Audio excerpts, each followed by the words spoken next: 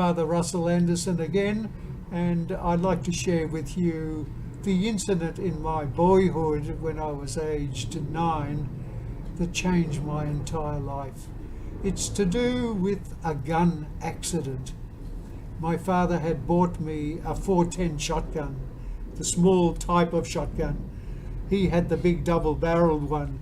I had the small one in order to knock pigeons with for our table at home when coupons determined how much meat a family could have. But Dad gave me this 410 shotgun after tutoring me at length about how to look after it, how to be safe with it, how to put it away after extracting whatever cartridges we had used in the hunting. But this time it was the anniversary. It was the 15th of August 1945, and the whole school, St. Francis Xavier School, I think all schools had been given a holiday, and I had decided with my best friend John Bennett, in the same class as myself, to go hunting down at the Flinders River. I knew I would not take my Shanghai this time. I knew I would take my shotgun with me, the 410. And I was so excited because John knew nothing about the gun. He was used to us using Shanghais to knock birds and to be triumphant that way. But as John came into our front yard on that morning, I was up about 12 steps up on the landing of our house in the front lawn and looking down on the front gate, and John came up the drive, and I had hidden the gun at my feet. I picked it up and without thinking pointed it towards him and said, "Stick 'em up." And as I said that, I pulled the trigger, and lo and behold, this terrific explosion that just stunned me, because I thought I had extracted any cartridges before using it, according to Dad's direction. But John had turned, thank God,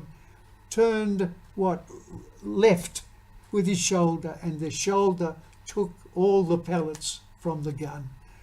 And straight away I went into a panic.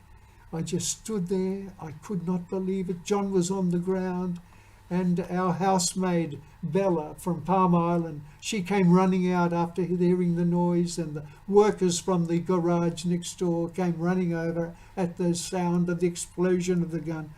And there was John, just blood pooling all around him on the cement path up to our steps. And Bella immediately brought out bed sheets, and we wrapped John in them, and I was on the top landing still, not believing what had happened. I could not do anything except across the road was where the doctor lived, in the house across the road. I happened to see him coming out to his car to go up to the Hughenden Hospital, and I screamed out to him to come across quickly. That's all I remember, just screaming for help to this doctor.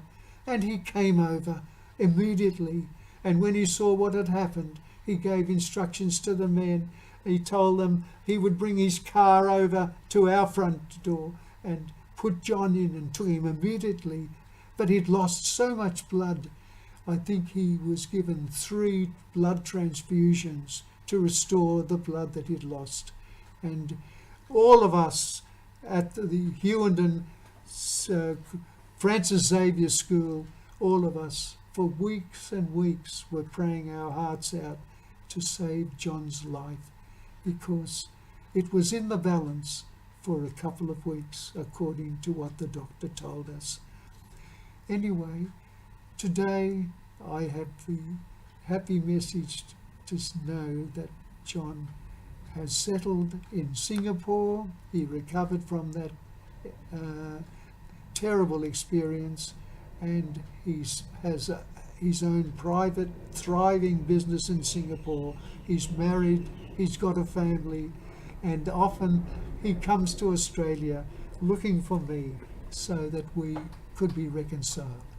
So that is the occasion that made me think for months after that accident, and suddenly the inspiration came, instead of taking away life by nearly killing someone, why don't you spend your life giving your life to save people? And that was the beginning of my vocation and my call to the priesthood. Thank you.